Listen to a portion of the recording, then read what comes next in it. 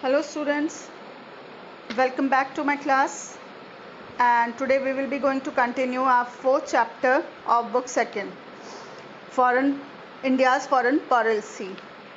Yesterday we have covered different wars which took place in 1962 with China, 1965 में पाकिस्तान के साथ and 1971 with Pakistan. तो war के थ्रू क्या क्या कंडीशंस हुई, कहाँ कहाँ क्या क्या इश्यूज थे, वो हमने कल ऑलरेडी रीड आउट कर चुके हैं. तो now look at the recent developments in the relationship of India and China. यानी कि जब वो वॉर हुई उसके बाद क्या कुछ डेवलपमेंट्स हुई, क्या सुधार हुए इंडिया और चाइना के रिलेशनशिप के बीच में, दोनों में कैसे कुछ प्रॉब्लम्स कम करने की कोशिश हुई. The Sino-Indian relations improved after a decade. Diplomatic reforms were restored in 1976. यानी कि काफ़ी टाइम लग गया दोनों के रिलेशंस को आपस में सुधरने में. कई कोशिश की गई, जैसे इंडिया से 1976 में जो इंडियन फॉरेन मिनिस्टर थे उस टाइम पर, that was Atal Bihari Vajpayee.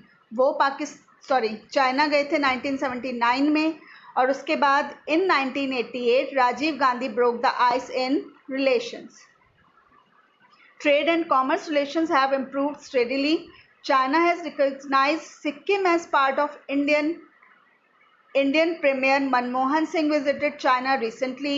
Both states have agreed to negotiate on border disputes, though China has recently made claims in Arunachal Pradesh and Ladakh, which has generalized tension between the two states.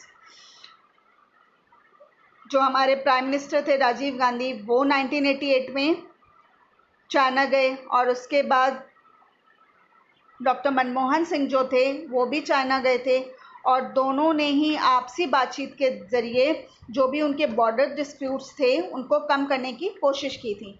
हालांकि China ने कुछ time बाद ही जो अरुणाचल प्रदेश और लद्दाख है उसके ऊपर अपना एक कंट्रोल या उसको अपने हिस्से में लेने की बात करनी शुरू कर दी थी. इसकी वजह से दोनों कंट्रीज़ के बीच में वापस से टेंशन स्टार्ट हो गई.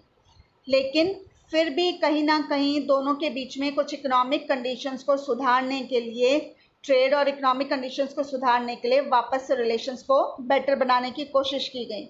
And in 2014 during visit of the president Xi Jinping in India, both countries had better talks for development about the trade and commerce relation rather than dispute land. And in 2015, during the China visit of Indian Premier Minister Narendra Modi, both countries had strategy of development and good relation for ensuring 5 to 10 years. बाद में 2014 में China के जो president थे Xi Jinping, वो भी India आए, और दोनों ही कंट्रीज़ के डेवलपमेंट से रिलेटेड आपस में बातचीत करी. जो भी उनके डिस्प्यूटेड एरियाज थे उनसे रिलेटेड उनके जो भी कंसर्न्स थे, प्रॉब्लम्स थी, उनको सॉल्व किया. और 2015 में वापस से नरेंद्र मोदी के थ्रू दोनों ही देशों के बीच में रिलेशंस को आने वाले टाइम के लिए बेटर बनाने की कोशिश की गई. तो टाइम टू टाइम कोशिश की जाती रही दोनों कंट्रीज़ के साथ, लेकिन बीच बीच में कोई ना कोई डिस्प्यूट्स या बॉर्डर एरियाज़ या इश्यूज़ टाइम टू टाइम उठते रहे, और इसकी वजह से रिलेशंस ख़राब भी हुए, वापस से उनको सॉल्व भी किया गया. तो ये थे चाइना और इंडियन रिलेशंस, जो कुछ सुधरने की कोशिश हुई बाद में. Now look at the recent developments in Indo पाक रिलेशनशिप. कल हमने 4 वॉर्स की बात की थी बिटवीन इंडिया एंड पाकिस्तान. तो इन 1999 में क्या हुआ था, कारगिल वॉर हुई थी. कारगिल वॉर उस टाइम पर जो इंडियन प्राइम मिनिस्टर थे दैट वाज अटल बिहारी वाजपेयी. तो कारगिल युद्ध क्यों हुआ था कि 1999 में इंडियन एरियाज़ के जो बॉर्डर एरियाज़ थे, जैसे द्रास, बटालिक, माशको और भी इन पर मुजाहिदीन ने कंट्रोल कर लिया था। मुजाहिदीन क्या था, एक आप कह सकते हो टेररिस्ट था, और इसको कहीं ना कहीं पाक जो गवर्नमेंट थी या पाकिस्तान सपोर्ट कर रहा था। तो जब इंडियन गवर्नमेंट को इस चीज़ का पता लगा तो उन्होंने भी एक्शन लिया इसके अगेंस्ट। दोनों के बीच कारगिल स्ट्रगल हुई, कारगिल वॉर हुई, और ये वो टाइम था जब दोनों के ही पास न्यूक्लियर वेपन्स थे, यानी पाकिस्तान के पास भी और इंडिया के पास भी। तो पूरा वर्ल्ड जो था उन सब की निगाह इन दोनों ही कंट्रीज़ या ये जो वॉर चल रही थी उसके ऊपर थी कि भाई इस युद्ध का रिजल्ट क्या निकलेगा, क्योंकि सबको पता था कि न्यूक्लियर वेपन्स दोनों के पास हैं। अगर बहुत बड़े लेवल पर ये वॉर चली तो बहुत ज़्यादा डिस्ट्रक्शन होगा, बर्बादी होगी, और इस युद्ध में इंडिया जीत गया था। तो ये था कारगिल युद्ध से रिलेटेड कुछ मेन चीज़ें। और इसके बाद जो ये वॉर हुई थी इससे रिलेटेड उस टाइम पे जो पाकिस्तानी प्राइम मिनिस्टर थे दैट वाज नवाज शरीफ, और उन्होंने ये कहा था कि भाई मैं जो भी ये एक्टिविटीज़ हुई हैं इसके बारे में मुझे कुछ नहीं पता, और जो भी स्ट्रगल हुई उसकी वजह से बाद में दोनों के रिलेशंस भी काफ़ी ख़राब हुए थे। और नवाज शरीफ की जो इस टाइम पर गवर्नमेंट चल रही थी उसको बाद में जनरल परवेज़ मुशर्रफ की लीडरशिप में वहाँ पर मिलिट्री कंट्रोल स्टैब्लिश हो गया था। बाद में 2000 में आगरा समिट हुआ लेकिन वो भी सक्सेसफुल नहीं हो पाया। फिर 2001 में इंडियन पार्लियामेंट के ऊपर भी अटैक हुआ था जिसकी वजह से दोनों के ही रिलेशंस और ज़्यादा ख़राब हो गए थे। तो इस तरीके से कुछ ना कुछ जो भी टेररिस्ट एक्टिविटीज़ होती चली आ रही हैं पाकिस्तान के थ्रू, उसकी वजह से दोनों के रिलेशंस अभी तक आज भी जो कंडीशंस हैं वो सुधर नहीं रही हैं, वैसे की वैसी ही बनी हुई हैं। आगे जो भी होंगी होप फॉर द बेस्ट। अब देखते हैं कि इंडिया की न्यूक्लियर पॉलिसी, यानी कि इंडिया ने कैसे न्यूक्लियर पॉलिसी से रिलेटेड क्या इंडिया का स्टैंड है, क्या सोचता है और कैसे इसकी स्टार्टिंग हुई। तो starting of India's nuclear policy. अगर न्यूक्लियर वेपन्स की हम बात करें तो न्यूक्लियर वेपन्स क्या है कि सभी को पता है कि जिस टाइम पर सेकेंड वर्ल्ड वॉर ख़त्म हुई थी उसके बाद हिरोशिमा और नागासाकी जापान में जो उनके ऊपर बॉम्ब्स ड्रॉप किए गए थे उसकी वजह से बहुत ज़्यादा लोग मारे गए थे and millions of suffering from radiation effects. The competition for piling up destructive weapons has led to the fear of nuclear holocaust. भाई इतने बड़े पैमाने पर इनका जो नुकसान हुआ था, हज़ारों लाखों लोग, मिलियन ऑफ पीपल मारे गए थे इसमें, और उसके बाद कई लोग जो घायल हुए और जो भी इससे जो भी रेडिएशन इफ़ेक्ट्स हुई थी उसका इफ़ेक्ट बाद के सालों में भी लगातार चलता रहा। तो scientific studies have assumed that if the arm race is not controlled, it would lead to serious crises such as accumulation of toxic sewage and concerns linked to availability of drinking water, gas and electricity. And it will make human survival impossible. And the need of the hour therefore is disarmament. कि जो भी scientist हैं उन्होंने जो भी studies वगैरह करी उससे यही नतीजा निकला कि अगर जो भी ये एक आर्म रेस जो चल रही है अगर इस पर जल्दी कंट्रोल नहीं किया गया तो बहुत ज़्यादा सीरियस प्रॉब्लम हो जाएंगी। जैसे पॉइजनस जो कूड़ा वगैरह है, कचरा है, वो इकट्ठा हो जाएगा, पीने का पानी भी जहरीला हो जाएगा, जो एनर्जी रिसोर्सेज हैं उनसे रिलेटेड भी प्रॉब्लम्स होंगी, और ह्यूमन सर्वाइवल यानी ह्यूमन्स के लिए सर्वाइव करना बहुत ज़्यादा मुश्किल होगा। तो आज जो टाइम है उसमें डिमांड किस चीज़ की है? डिसआर्मामेंट। डिसआर्मामेंट मीन्स निशस्त्रीकरण, यानी कि कहीं ना कहीं कंट्रोल किया जाए वेपन्स को बनाना, उनका यूज़ ना हो, उनको ज़्यादा से ज़्यादा एक जो कंपटीशन लगी रहती है ना कि भाई उसने तो ये वेपन्स बना लिए मैं भी ये बनाऊंगा, तो इन सब चीज़ों के ऊपर कंट्रोल होना ज़रूरी है। तो आज ज़रूरत भी इसी चीज़ों की है, डिसआर्मामेंट की। तो now look at the India's nuclear concern during 1947 to 1962.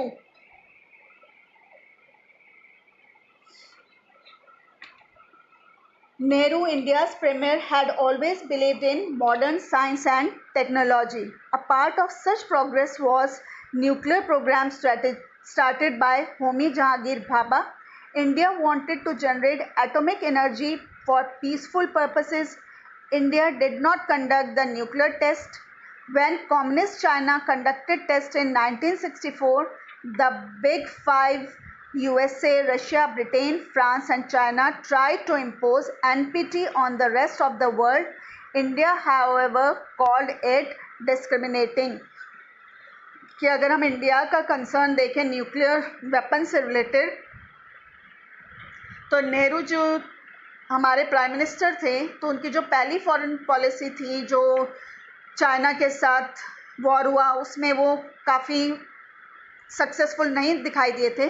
तो उनकी पॉलिसी में कुछ चेंजेस लाए उन्होंने। वो भी बिलीव करते थे मॉडर्न साइंस और टेक्नोलॉजी में, और इसी के लिए ड्यूरिंग 1940 यानी 1940 का जो डेकेड्स था, उसी टाइम पर होमी जहांगीर भाभा इनकी लीडरशिप में हमारे यहाँ न्यूक्लियर प्रोग्राम स्टार्ट किया जा चुका था। और जब इंडिया ने इस टाइम तक क्या किया था, अपना कोई भी न्यूक्लियर टेस्ट स्टार्ट नहीं किया था। और जब कम्युनिस्ट चाइना ने अपना न्यूक्लियर टेस्ट किया 1964 में, तो उस टाइम पर जो मेन 5 बिग पावर्स थी, जैसे USA, Russia, Britain, France, China, इन्होंने क्या किया कि भाई एक ट्रीटी इम्पोज करी, that is called NPT, non proliferation treaty. इसको इम्पोज किया पूरे वर्ल्ड के ऊपर कि भाई ये एनपीटी जो ट्रीटी है इसको साइन कर दो।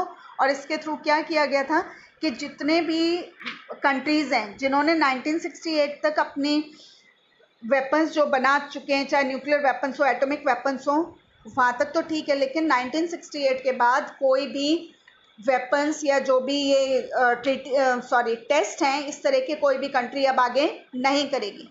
तो इंडिया ने इस चीज़ को विरोध किया था और उन्होंने इस ट्रीटी पर साइन नहीं किए थे। क्यों नहीं किए थे? कि भाई जो पावरफुल कंट्रीज़ हैं जो बना चुकी हैं वो तो सेफ़ हो गई, लेकिन उन कंट्रीज़ का क्या, जैसे डेवलपिंग कंट्रीज़ हैं, इंडिया भी डेवलपिंग कंट्रीज़ के अंदर ही आता है, कि हमारे पास तो कोई भी अपने सुरक्षा के लिए, अपने डिफेंस के लिए हमारे पास कोई भी ऐसे वेपन्स नहीं है। अगर कोई पावरफुल कंट्री जिनके पास इस तरह के वेपन्स हैं हम पर अटैक करती है, तो बदले में हम अपनी रक्षा कैसे कर पाएंगे? तो इस वजह से इसको उन्होंने एक पार्शलिटी या डिस्क्रिमिनेशन कहा था कि भाई पावरफुल जो डेवलप्ड कंट्रीज़ हैं उन्होंने तो बना लिए, लेकिन डेवलपिंग कंट्रीज़ को उसकी परमिशन ना देने के लिए ये ट्रीटी साइन करवाई जा रही थी। तो इसलिए इंडिया ने इस पर साइन नहीं किए थे। तो इन 1974 इंडिया ने अपना पहला न्यूक्लियर टेस्ट किया, और इस टाइम पर इंदिरा गांधी प्राइम मिनिस्टर थी इंडिया की। अगर न्यूक्लियर टेस्ट से रिलेटेड हम इंडिया का ओपिनियन जाने या एम जाने, तो वो यही था कि इंडिया ने हमेशा ही, यानी जो अपना स्टैंड लिया इंडिया ने हमेशा यही कहा है कि हमने दूसरों को दबाने के लिए या दूसरों के मन में डर बिठाने के लिए, युद्ध करने के लिए हमने ये टेस्ट नहीं किए हैं। हमने किए हैं पीसफुल कंडीशंस के लिए, यानी हम जो भी हथियार बना रहे हैं वो पीस स्टैब्लिश करने के लिए और सेल्फ डिफेंस करने के लिए, कि भाई अगर मानो कभी कोई फ्यूचर में कोई कंट्री हमारे ऊपर अटैक कर देती है, तो हमारे पास भी तो अपनी रक्षा करने के लिए कुछ ऐसे हथियार होने ज़रूरी हैं। तो इसी के लिए इंडिया ने ये कहा कि हम सिर्फ शांति बनाए रखने के लिए अपनी ये हथियार बना रहे हैं। तो उसी टाइम पर और ट्रीटीज़ भी हुई थी, जैसे CTBT, सॉल्ट। आपकी बुक में साइड में दिया होगा कॉलम, तो वहाँ पर सारी ट्रीटीज़ के बारे में दिया हुआ है, और उसमें किन किन कंट्रीज़ ने इन्वॉल्व होकर साइन किए, जैसे उनके सभी के नाम और ईयर्स मेंशन है। CTBT, NPT इनकी फुल फॉर्म्स आनी ज़रूरी है, इम्पॉर्टेंट है। अक्सर 1 मार्क्स क्वेश्चंस में आपके क्वेश्चन पूछे जाते हैं, तो इनके फुल फॉर्म्स ढंग से लर्न कर लें आप लोग। Next, India's nuclear approach in recent times, यानी कि इंडिया का क्या नज़रिया है आज प्रेजेंट न्यूक्लियर पॉलिसी से रिलेटेड, क्या चाहता है इंडिया। तो in 1964 China conducted its nuclear test. In 1962, China had attacked upon India, while in 1965 and 1971, wars against Pakistan. China had threatened India. India therefore had to think afresh about its nuclear policy in shifting alliance. अब जैसे हमने पिछले कल वाले part में already read किया है कि 64 में चाइना ने अपना न्यूक्लियर टेस्ट किया, 62 में हमारा युद्ध हुआ था चाइना के साथ, उसके बाद 65 और 71 में पाकिस्तान के साथ हुआ।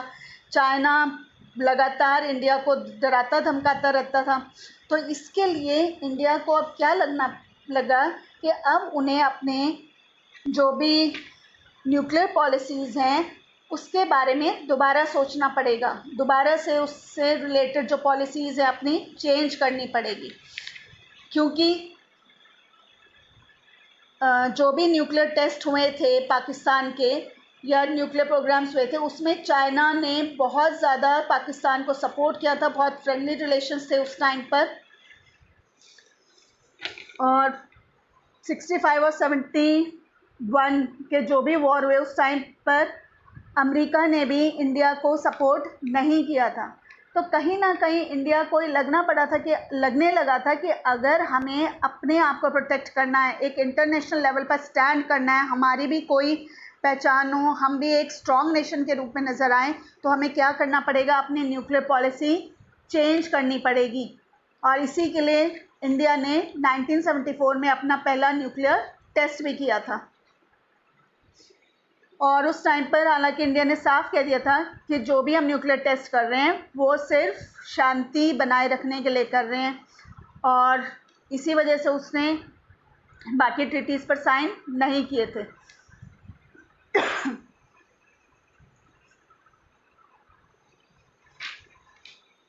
फिर आपका कुछ वॉर हुई थी, 1773 में अरब इज़राइल वॉर हुई थी, और इस टाइम पर जो ऑयल प्राइसेस थे वो बहुत ज़्यादा वर्ल्ड मार्केट के अंदर बढ़ गए थे। इंडिया में भी इसका बहुत ज़्यादा इफ़ेक्ट पड़ा था, क्योंकि चाहे आप नॉर्मल अपनी लाइफ में भी देखो, 1 या 2 रुपये या 3 रुपये भी कभी भी अगर तेल के बढ़ जाते हैं तो कितना ज़्यादा फ़र्क पड़ता है, क्योंकि आज क्या पुराने टाइम से ऑयल क्या एक बेसिक नीड है जो आपको ट्रांसपोर्टेशन के लिए, एनर्जी रिसोर्स के लिए आपको ज़रूरत पड़ती ही पड़ती है। तो इसके बहुत ज़्यादा इफ़ेक्ट हुए थे उस टाइम पर। तो इंडिया ने अपनी पॉलिसी को चेंज किया, न्यूक्लियर टेस्ट किए और अपने स्टैंड को बनाए रखा। The 1998 explosion have been justified on this ground as it is a world of real politics and not idealism. Pakistan also followed thereby increasing the vulnerability of South Asia for nuclear wars and tests. India's nuclear doctrine of credible minimum deterrence prefer no first use and reaffirms India's commitment to global verifiable and non-discriminatory nuclear disarmament, which would have a nuclear-free world. The nuclear deal signed with USA in 2008 is reaffirmation of India's approach on peaceful use of nuclear weapons and is likely to make India's position in global affairs strong. India ने मई 1998 में जो nuclear test किए और ये बताया कि उसके पास भी मिलिट्री एम्स के लिए न्यूक्लियर वेपन्स को इस्तेमाल करने की क्षमता है, और इसके तुरंत बाद ही पाकिस्तान ने भी अपने न्यूक्लियर टेस्ट किए थे। और इंडिया की जो भी न्यूक्लियर पॉलिसी थी उसमें बात साफ तौर पर कही गई है कि इंडिया वर्ल्ड लेवल पर जितने भी पॉलिसीज़ या जितने भी न्यूक्लियर टेस्ट हो रहे हैं उसमें भेदभावहीन परमाणु निशस्त्रीकरण के प्रति वचनबद्ध है। यानी कि अगर कोई भी ट्रीटी ऐसी होगी जिसमें पार्शलिटी नहीं होगी, डिस्क्रिमिनेशन नहीं होगा, उसमें वो साइन ज़रूर करेगा। लेकिन जहाँ पर डिस्क्रिमिनेशन हो कि कुछ देशों को तो बनाने की परमिशन है और कुछ को नहीं है, वहाँ पर वो साइन नहीं करेगा। और इंडिया ने ये भी कहा है कि वो कभी भी पहले न्यूक्लियर वेपन्स का यूज़ नहीं करेगा। इसलिए 2008 में इंडिया और अमेरिका ने न्यूक्लियर ट्रीटी साइन की और इंडिया को वर्ल्ड में इसके थ्रू अपने न्यूक्लियर वेपन्स चलाने के लिए परमिशन प्रोवाइड करवाई गई थी। So this is all about this chapter. Hope you understand. फिर भी अगर कोई क्वेरीज हो तो प्लीज़ कमेंट बॉक्स में जाएं, कमेंट्स करें, अपने सजेशंस दें इम्प्रूवमेंट के लिए। Thank you for watching my video और सब्सक्राइब करना ना भूलें। Thank you.